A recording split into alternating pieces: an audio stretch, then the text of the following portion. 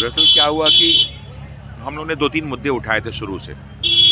जब paper leak हुआ तो एक लड़का था मनीष, इस पूरे के पूरे प्रकरण का असली हीरो वही है जिसके बारे में लोगों को कम जानकारी है, जो पेपर लेके भाग के गया था बीपीएससी चेयरमैन के पास, दुर्भाग्य से भी जेल में है, उसकी भी लड़ाई लड़नी है हम लोगों को। तो जब पेपर आउट हुआ और यहाँ जब हम 18 दिसंबर को आने वाले थे तो मैंने यूट्यूब पे एक वीडियो देखा। वीडियो बाबू परीक्षा परिषद के बारे में था कि साहब ये एक सेंटर नहीं है, ये 22 सेंटर के बराबर है। तो हमने कहा कि 22 सेंटर के बराबर कैसे है भाई, नंबर ऑफ स्टूडेंट के हिसाब से देखा और वास्तव में 22 सेंटर के बराबर था। कैसे कि जब 4 तारीख को पेपर हुआ है तो 22 सेंटर पे पेपर हुआ है और हम लोग को इस बात का संदेह था कि इसमें बहुत सारे लड़के ऐसे सेलेक्ट होंगे जो पिछले दरवाजे से आने वाले हैं, और हुआ भी यही। जब फाइनल रिजल्ट आया तो कल हम लोग बैठ के सारे बच्चे और हम लोग बैठ के उस पर एनालिसिस कर रहे थे, कई जगह एनालिसिस हुआ, वो ये था। क्या है सही इसके बारे में? ये है कि कुल 3,28,990 बच्चों ने एग्ज़ाम दिया, जिसमें से 21,581 पास हुए, यानी 6.6% रिजल्ट रहा टोटल। 13 दिसंबर वाले में 3,23,047 बच्चों ने एग्ज़ाम दिया, जिसमें 20,416 पास हुए, यानी 6.3%।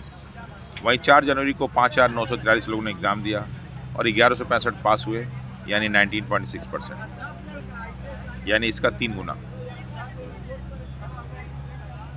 गुना से भी ज़्यादा। ठीक है, तो ये आखिर ये बच्चे कैसे इतना सेलेक्ट हो गए, यही तो बात हम लोग कह रहे थे कि अनड्यू एडवांटेज मिलेगा, 4 वालों को मिल गया।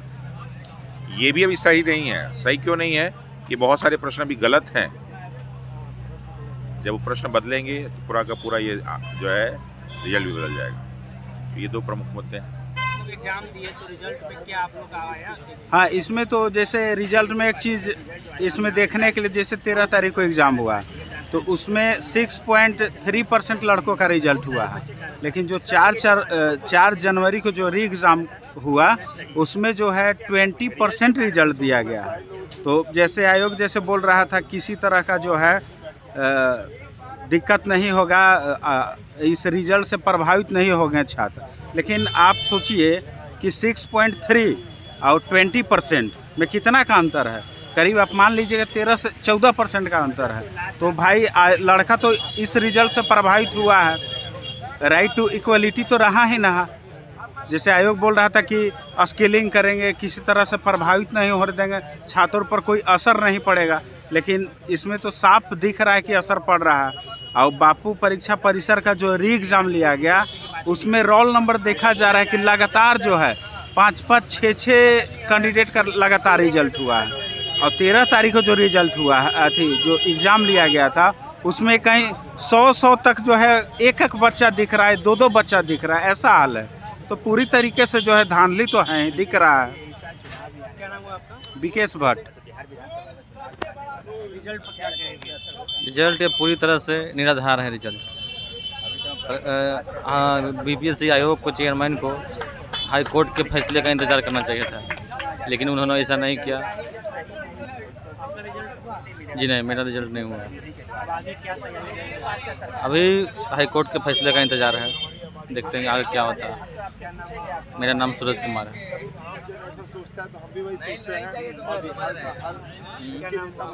चंदन कुमार मिश्रा। क्या कहेंगे जारी किया गया है? ये रिजल्ट को हम लोग नहीं मानते। हम लोग तो पहले ही क्वेश्चन और आंसर की को जला के गंगा में भस्म कर दिए थे, तो रिजल्ट मानने का क्या बात है?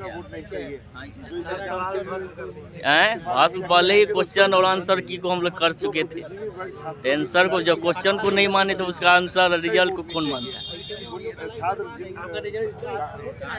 नहीं, मेरा नहीं हुआ, लेकिन यहाँ हुआ है 1 नंबर से मेरा नहीं हुआ। वही देखा जा रहा है कि रिजल्ट भी कई बच्चों का परीक्षा वालों को ज़्यादा वहाँ से 1100 से ज़्यादा लड़का का हुआ, यानी हर एक 5 लड़का में 1 का वहाँ से रिजल्ट आया। और अगर वहाँ का नहीं हुआ रहता तो शायद कट ऑफ 2-3 नंबर कम रहता है इधर का। और उसके बाद वहाँ से क्वेश्चन का भी बहुत है, मतलब फेयर एग्जाम है ये नहीं है तो धांधली तो है। हम लोग तो न्यायालय में हैं ही, अब यहाँ बैठे हुए हैं, देखते हैं सब जो हो निर्णय न्यायालय में तो है, उस पर हम लोग को विश्वास है। जो देखिए रिजल्ट जो जा रही है उसमें काफ़ी, अगर जो भी अगर उसको ध्यान से देखिएगा तो पता चलेगा कई रिजल्ट जो हैं वो काफ़ी सीरियल वाइज हैं और वो पेयर्स में हैं। और खास करके जिसमें ध्यान दिया जाए तो जो बापू परीक्षा परिसर का जो रिजल्ट है उसको अगर अब देखा जाए तो कुल 5943 लोग सम्मिलित हुए, जिसमें 1165 का रिजल्ट हुआ है। ये करीब 20% के बराबर 19.6% है। और ये जो बाकी रिजल्ट है वो 6.3, हिसाब देखा जाए तो करीब 3 टाइम्स ज़्यादा रिजल्ट हुआ है वहाँ से। तो इससे जो हम लोग का शक था, जो एक हम लोग का डाउट कर रहे थे कि इसमें कुछ धांधली हुई है या किसी को फेवर देने के लिए ऐसा किया गया है, वो इससे पुख्ता होती है। और इसलिए और हमारा जो शक और वो जो उम्मीद था और बढ़ता है। और इसलिए हम लोग आगे देख रहे हैं कि अब एक तरह का जो हम लोग कह रहे थे वो एक खुद बीपीएससी सत्यापित कर रही है उस चीज़ को खुद से रिजल्ट देके। क्या आगे की क्या योजना है? आगे की योजना तो अभी सब हम लोग फिर से जो चल रहा था वो चल ही रहा है।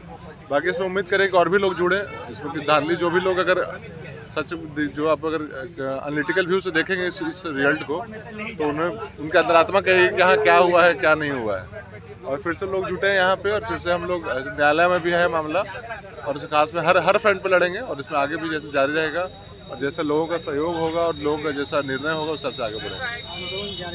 आंदोलन बिल्कुल जारी रहेगा। न्यायालय अभी हाईकोर्ट में है, बहुत आगे भी रास्ते हैं इसके, और सुप्रीम कोर्ट तक भी रास्ता जाता है। तो उम्मीद है कि यहीं से हो जाए जो भी हो सकता है। पटना से लोकल एडिटिंग के लिए सच्चिदानंद की ये रिपोर्ट।